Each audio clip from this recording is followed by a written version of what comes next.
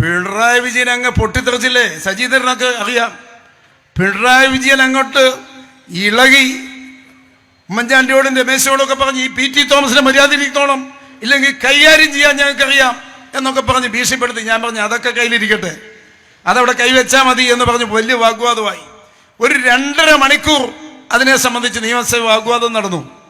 അവസാനം പിണറായി ഇതിങ്ങനെ പറഞ്ഞുകൊണ്ടിരിക്കുന്ന മുഖ്യമന്ത്രി എന്നുള്ളത് പറയാമല്ലോ.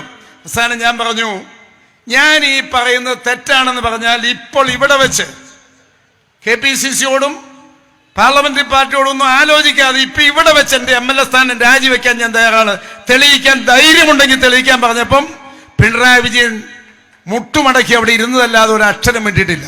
ഈ കഥ പറഞ്ഞ് പാവപ്പെട്ട പഞ്ചായത്ത് തെരഞ്ഞെടുപ്പ് വരുമ്പോൾ മുസ്ലിങ്ങളെ പറ്റിച്ചുകൊണ്ടിരിക്കുകയായിരുന്നവര്. കുഞ്ഞിരാമന്റെ മരണവും തലശ്ശേരി കലാപവുമായിട്ട് ഒരു ബന്ധവുമില്ല.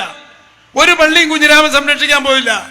കുഞ്ഞിരാമൻ എന്തോ കള്ളു കുടിച്ചിട്ട് കാശ് കൊടുക്കാത്തതിന്റെ എന്തോ കാര്യത്തിന് കുഞ്ഞിരാമന്റെ കൂട്ടുകാരൻ തന്നെ ഒരു കുത്തു കൊടുത്തിയാത്തതാ. അത് ഇതേ പാവപ്പെട്ട മുസ്ലിങ്ങളുടെ പേര് പറഞ്ഞുകൊണ്ട് ചിത്രീകരിച്ചിരിക്കുക. മരിച്ച ഒരാളെ പറ്റി മോശം പറയുന്നതാണെന്ന് ആരും പറയരുത്, സത്യം ഉണ്ടായ കാര്യമാണ്.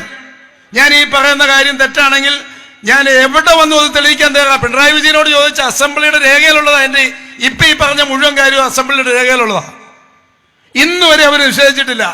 ആകെ ഒരു ഗുണമുണ്ടായി, പിന്നീട് ഒരു പ്രസംഗത്തിലും മതന്യൂനപക്ഷങ്ങളെ സംരക്ഷിക്കാൻ ഞങ്ങളുടെ കുഞ്ഞിരാമനെ രക്തസാക്ഷിത്വം കൊടുത്ത പാർട്ടിയാണ് ഞങ്ങളുടെ പാർട്ടി എന്നവർ പിന്നെ പ്രസംഗിച്ചിട്ടില്ല.